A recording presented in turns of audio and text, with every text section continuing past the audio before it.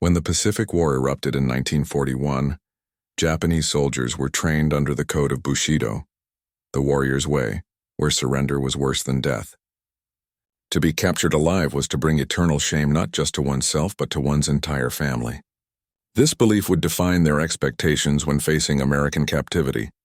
In their minds, the enemy was ruthless, a monstrous power of industrial might that would treat prisoners with scorn or cruelty. But when thousands of Japanese troops were taken prisoner in the final years of the war, especially after the fall of Saipan, Guam, and Okinawa, what they found inside U.S. compounds stood in stark contrast to those beliefs.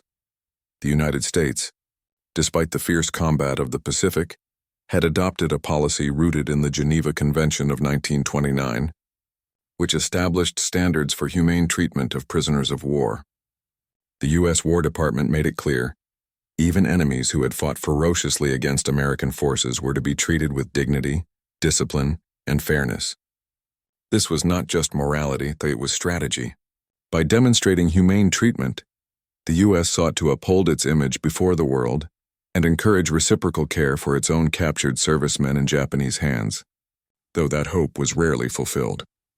By 1944, the United States had constructed over 500 prisoner of war camps across the country. These compounds housed not only Germans and Italians, but eventually thousands of Japanese soldiers captured across the Pacific. From the deserts of Arizona to the plains of Kansas and the forests of Wisconsin, the camps were built on American soil far from the front lines, secure, isolated, yet self-sustaining. Inside the fences, daily life operated like a small military town. There were barracks for sleeping, mess halls for dining, hospitals for the sick, chapels for prayer, and workshops for labor. Each camp functioned under strict schedules: revel at dawn, roll call in formation, meals at fixed hours, and lights out by nightfall. But among all these structures, the existence of barbershops, tailoring stations, and laundries inside POW camps stood out the most to Japanese prisoners. In their own army, such privileges were unimaginable in wartime captivity. Many had seen or heard of the brutal prison camps run by their own military, places where Allied captives suffered from starvation, disease, and abuse. To see American soldiers provide prisoners with soap, razors, and freshly pressed uniforms was a shock that challenged every assumption drilled into them by their wartime indoctrination. The U.S. military authorities believed that maintaining cleanliness, order, and work was not just about hygiene, it was about control and morale. Each prisoner was assigned duties according to skill or rank. Former tailors were given sewing kits and cloth. Barbers received scissors, razors, and chairs. Some who had been students or clerks before the war were put in administrative roles. These small systems built structure within captivity, keeping men occupied and preventing despair or rebellion. The American guards observed that Japanese prisoners often showed remarkable discipline, lining up precisely for inspections, keeping barracks spotless, and performing tasks without complaint. In return, their captors respected that discipline and gave them the means to live by it. The contrast was striking. For many of the Japanese POWs, this sense of order mirrored their own cultural values: cleanliness, respect, and precision. But it came from an enemy they had believed to be barbaric. When they realized that even in captivity they were allowed to shave, have their uniforms mended, and sleep in clean quarters, it created a quiet, psychological shift. These were not the savages portrayed by Tokyo's propaganda machine. Instead, these Americans enforced a kind of military humanity, stern but structured, hard yet fair. Some prisoners even began to see the logic behind the system. By keeping them healthy, the Americans could maintain control with fewer guards. Disease and unrest were the real enemies inside the wire, not the captives themselves. Sanitation was enforced as strictly as discipline. Bathhouses were built in nearly every major compound. Laundry shifts were rotated daily, and workshops were inspected for cleanliness. Each man had his duties, and among those, barbers and tailors became respected positions within the camp. Their work connected everyone, maintaining a small piece of dignity in a place designed to erase freedom. Outside the fences, Americans lived their daily lives unaware that, in towns like Camp McCoy in Wisconsin or Camp Kennedy in Texas, Japanese prisoners were shaving each other's heads, ironing uniforms, and folding freshly washed sheets beneath the same flag they had fought against. Inside, a strange balance formed. a coexistence of captor and captive, soldier and worker, enemy and human being. By late 1945, after Japan's surrender, more than 5,000 Japanese prisoners remained scattered across these compounds. For them, each day was a mix of monotony and quiet wonder. The sight of American guards treating them with basic respect defied everything they had been taught. But it wasn't kindness for kindness's sake. It was policy, procedure, and reflection of a democratic ideal tested under war. Yet in those barbershops and laundries, small gestures of decency became symbols of something much larger, a culture of order meeting a culture of honor, where both sides saw reflections of discipline in one another. Inside the wire, the rhythm of life took on a strange calm. For the Japanese prisoners, the first days were marked by disbelief. Disbelief that meals were regular, that guards did not strike them, and that the daily schedule was managed with a quiet efficiency that mirrored their own military discipline. At dawn, a bugle call would echo across the compound, cutting through the cool American air. Rows of men would step out from their barracks, form neat lines for roll call, and bow slightly in instinctive habit. To the American guards, it was a curiosity. To the prisoners, it was a remnant of identity in a foreign world that treated them as soldiers, not beasts. By mid-morning, camp activity unfolded like a slow, methodical machine. The laundry house steamed with warm water as men scrubbed uniforms in galvanized tubs. The air was thick with the scent of soap and damp cotton. A few steps away, the tailor's shop buzzed with the rhythmic snip of scissors and the thump of sewing machines. Torn sleeves were patched. Buttons were reattached with care. Each piece of clothing was returned folded and crisp, a quiet assertion of dignity amid captivity. And at the edge of the compound, a simple wooden building housed the barber shop. Here men waited patiently, helmets in their laps, while others sat beneath striped towels. The barber, a former private from Osaka, moved his razor slowly along a man's jawline. His focus was total, the precision of his craft undimmed by the barbed wire that framed his world. In the reflection of a small mirror nailed to the wall, faces appeared cleaner, calmer, almost human again. For many, the first haircut since capture was symbolic, a renewal of identity, an anchor in an unfamiliar land. The guards watched quietly, their rifles slung loosely, half forgetting the lines that divided them from the men in the chair. At Camp Kennedy in Texas, U.S. Army Lieutenant George Miller kept notes about daily life in the Japanese compound. He observed that prisoners maintained extraordinary order without coercion. They sweep their barracks twice a day, he wrote, and polish the floors until they shine. They build small gardens, and even the barbershop runs like a well-drilled platoon. For Miller, it was proof that respect bred discipline. The Americans enforced rules, but they also understood that structure gave men purpose. Inside each camp, the Red Cross made regular inspections to ensure compliance with Geneva standards. They checked rations, sanitation, and medical care. The reports often remarked on how Japanese prisoners kept themselves clean, organized, and calm, a stark contrast to the image of fanatical warriors that had filled American newspapers during the war. Even in captivity, they retained the military precision of the Imperial Army, but now it was redirected toward survival, cleanliness, and mutual respect. To the prisoners, these routines blurred the edges of captivity. The camp became its own world, a paradox of freedom within confinement. They could not leave, yet they could live with order. They were enemies, yet treated as men. And within that contradiction, small symbols of humanity began to surface. An American sergeant once recalled seeing a Japanese tailor mending a U.S. guard's torn sleeve, the two sharing a silent nod as the thread slipped through cloth. Such moments were rare, but when they happened, they spoke louder than words. Meals were another surprise. Rations were generous: bread, meat, vegetables, and even occasional fruit. The prisoners, accustomed to meager portions in wartime Japan, were astonished. Some refused to eat at first, believing it was a trick. But when days passed without deception, they ate, cautiously at first, then gratefully. Within weeks, thin faces filled out and fatigue gave way to quiet strength.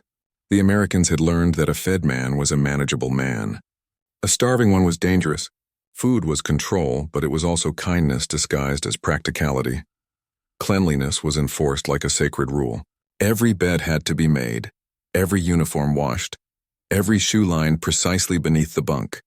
If an inspection revealed untidiness, the entire barracks bore the responsibility.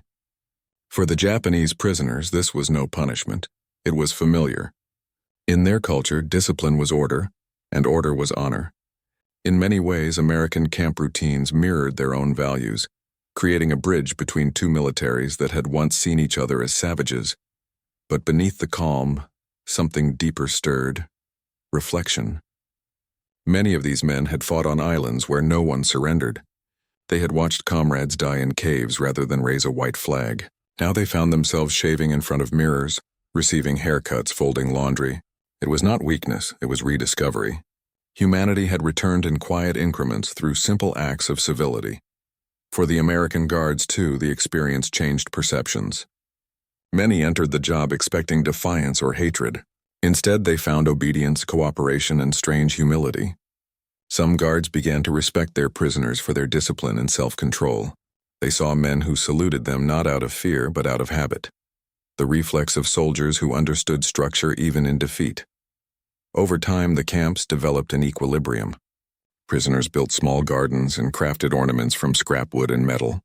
Some carved combs or cigarette cases as gifts for guards. Tailors began stitching decorative patches.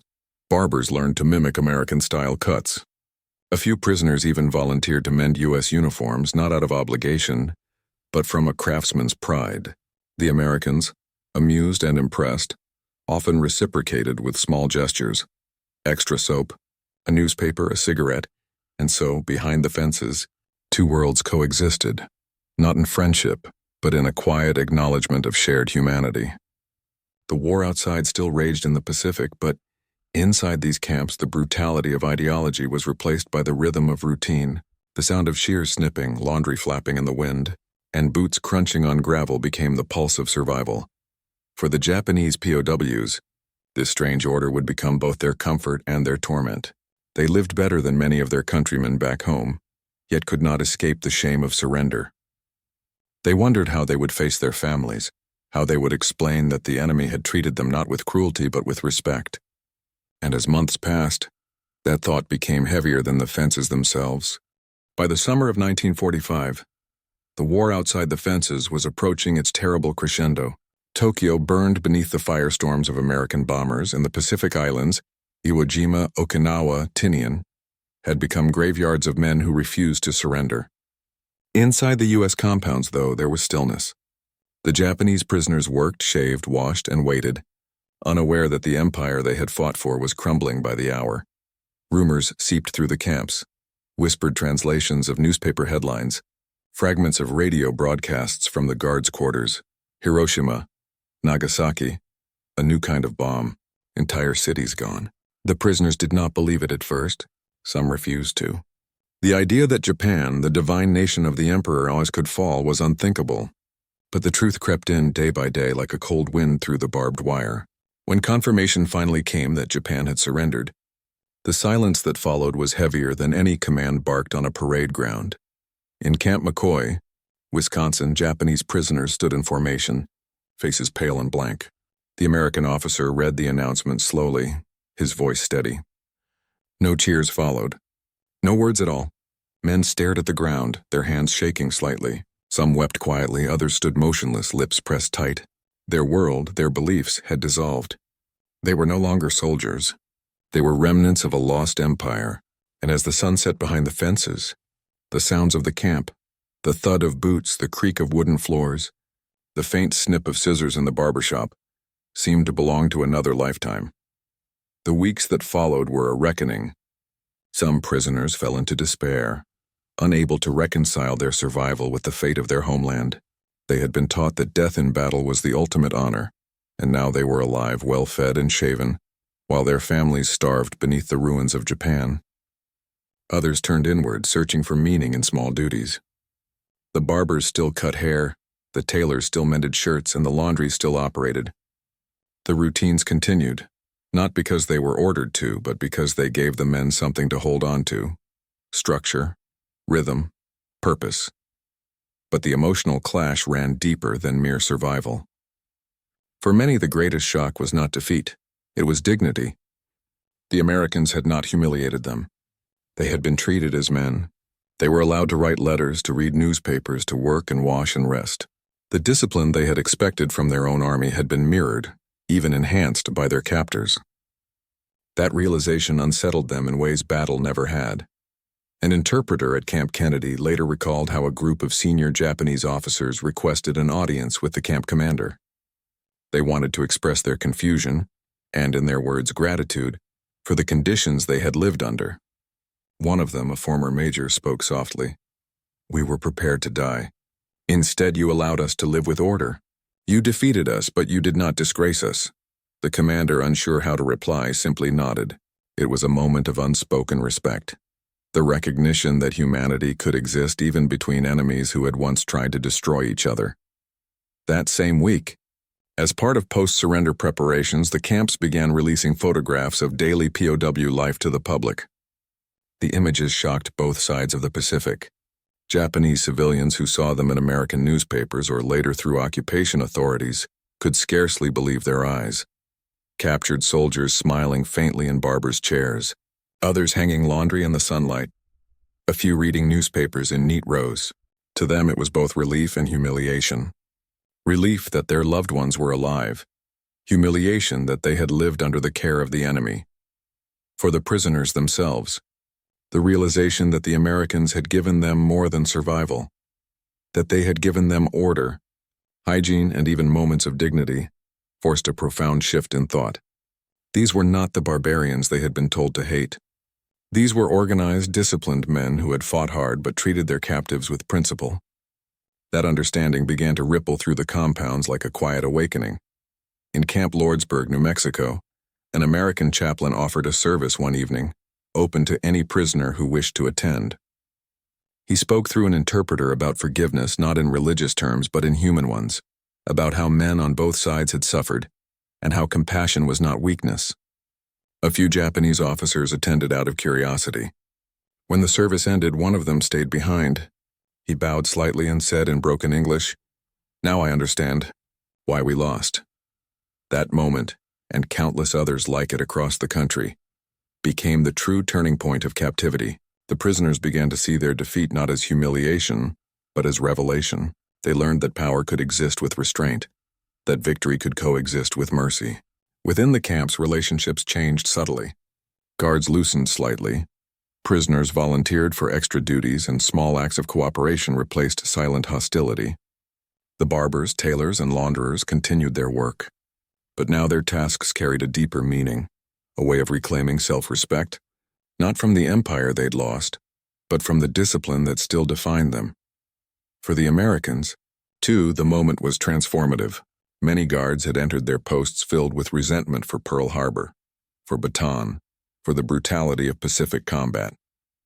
Yet they found themselves admiring the precision and pride of the men they watched over. One sergeant wrote in his diary, "They're soldiers just like we were.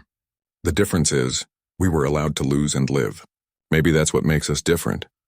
And so in the months after Japan's surrender, the paradox deepened.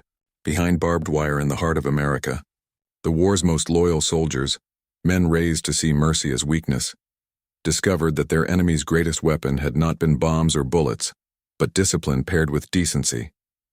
They had come expecting vengeance and instead found structure, order, and the quiet grace of being treated as human beings.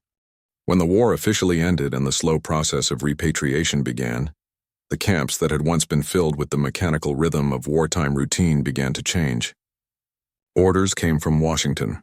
Japanese prisoners were to be gradually returned home. Between late 1945 and 1946, transport ships were scheduled, manifests drawn up, and medical checks conducted. But the process was not as simple as unlocking the gates. For many of these men, leaving was not liberation.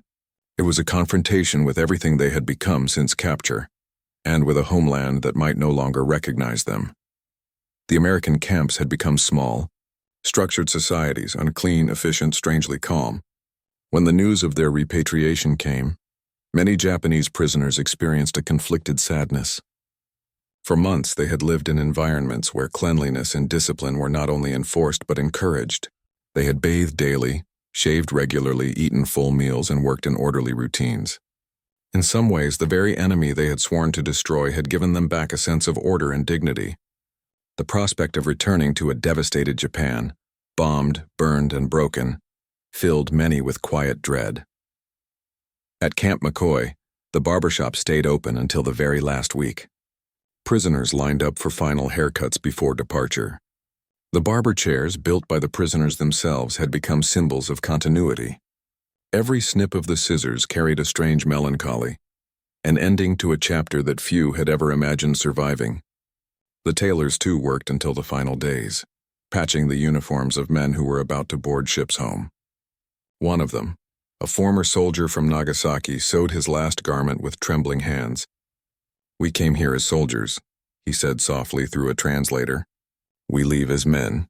American guards watched the preparations with mixed emotions. Some had spent more than a year overseeing these men. They knew their habits, their tempers, their quiet rituals. In the evenings, when the camp loudspeaker played soft American music, they had seen prisoners pause outside their barracks, listening, not with joy, but with contemplation.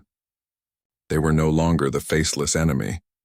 They were individuals disciplined and introspective, stripped of propaganda and arrogance. The process of departure began with inspection and disinfection, the same routines that had defined camp life.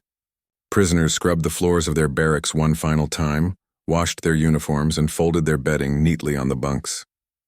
Some wrote farewell letters to the guards, brief notes of gratitude written in careful Japanese script. Others left small carvings or handmade trinkets, tokens of craftsmanship, fragments of respect between former enemies. Then came the moment of exit. The gates that had confined them for months swung open and long lines of men began to march out, silent, clean-shaven, their heads held high. American soldiers stood at attention as they passed. There were no salutes, no words, only a mutual recognition that something profound had occurred between them. On the docks, as they boarded transport ships, a few guards offered cigarettes or handshakes. Some prisoners accepted, others bowed deeply. The gestures were quiet, human, and final. When the ships reached Japan, the shock was immediate. The country they had left as soldiers was unrecognizable. Cities lay in ruins. Tokyo, Osaka, Hiroshima, all flattened. Food was scarce. The emperor's voice had been heard for the first time in history, surrendering the divine nation to a foreign power. For the returning POWs, the contrast between the order of American camps and the chaos of post-war Japan was overwhelming. Many were branded with shame. Neighbors avoided them. Families looked away. The stigma of surrender clung like a shadow. They were considered failures, men who had lived while others had died. But within that stigma lay a quiet truth. These men had seen something no other Japanese soldier had, the discipline and humanity of their enemy. They had seen a system that functioned not on cruelty, but on structure, not on fear, but on procedure. For some, it became a revelation. A few even began to write about their experiences, describing the paradox of being treated with respect by the enemy they had dehumanized. One former officer would later say, "We expected vengeance but found cleanliness. We expected death but found order." Over the next decade, as Japan rebuilt under American occupation, the lessons learned in those camps echoed quietly in the background. Many former POWs took jobs in factories, government offices, or schools, environments that prized discipline and efficiency. The structures they had experienced behind American fences seemed to reappear in post-war Japan's new corporate and civic systems. Cleanliness, punctuality, accountability. Values once reinforced by American captors became woven into the nation's reconstruction. In interviews decades later, some of the men would speak of the Barbers and Tailors, the small moments of humanity that had stayed with them for life. One described the feeling of the first warm shower he took in captivity, the steam, the soap, the realization that even in defeat, he was still human. Another recalled the quiet dignity of folding his clean uniform each morning, even when the world outside the wire had forgotten him. These were not luxuries.